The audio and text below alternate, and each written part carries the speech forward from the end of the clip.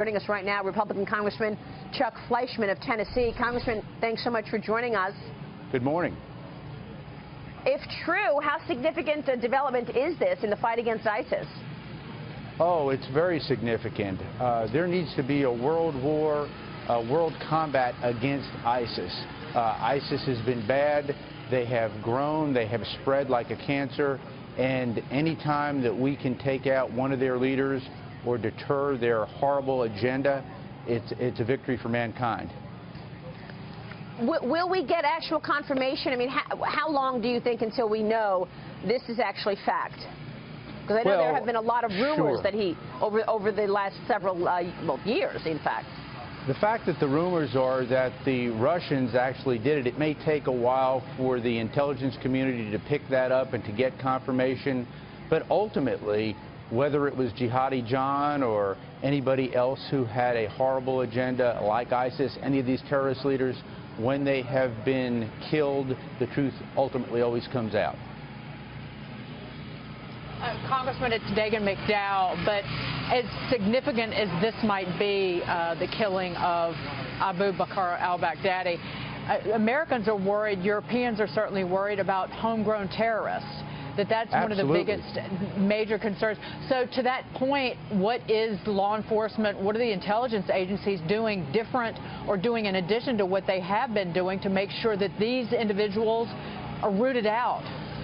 Well, let me say this. I experienced homegrown terrorism in Chattanooga, Tennessee, my hometown, where we lost 5 brave, great American soldiers and sailors. It was a horrible attack.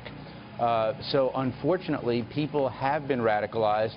The step in the right direction would be to do what I did. I entered a bill or introduced a bill in the House to basically combat terrorism here in America.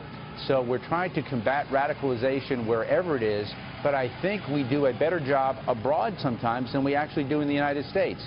And I think our intelligence community is catching up with the reality that these people with a bad agenda, whether it's ISIS, al-Qaeda, or any group of radical Islamic terrorism, is got to be stopped. And the best way to do that is to combat their hateful ideology with proper education and to reach out and tell people exactly what they are doing. And one of the best tools, and my bill basically was going to do this, it was going to take people who had been formerly part of this bad organization, who had been radicalized, who'd seen the light, who turned good, and basically they were going to be used to combat this spread of this radical, horrible ideology.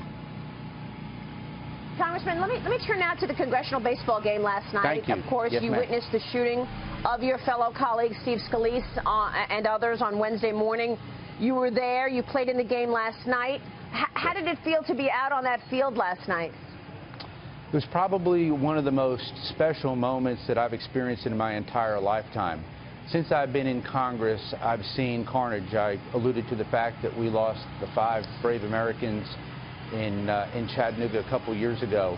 Last night, after having experienced just the day before the horrors of a gunman, a madman, we saw a great healing. We showed the American people that whether we're Republicans, whether we're Democrats, whether we're partisans or nonpartisans, that we do unite when it comes to the important things. Baseball is a great American sport. I've played it since I've been 5 years old. I'll be 55 in October. As my coaches tell me, I'm still good. I went out there last night and I gave it all. But I gave my heart to Representative Scalise, to Mr. Micah, to the Capitol Police officers who'd been wounded, actually saving our lives. It's the beginning of a long healing process. Can you give us an update on Steve Scalise? Do you know anything new in terms of his condition?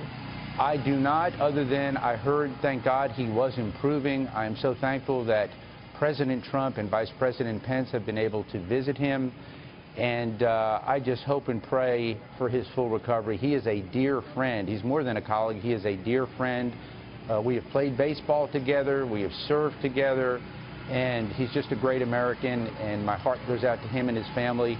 And I pray for a full and speedy recovery for all involved. Yes, he is. Thank you so much, Congressman. It's good to have you on the program this morning. We'll be watching. Thank you. Congressman Chuck Fleischmann there.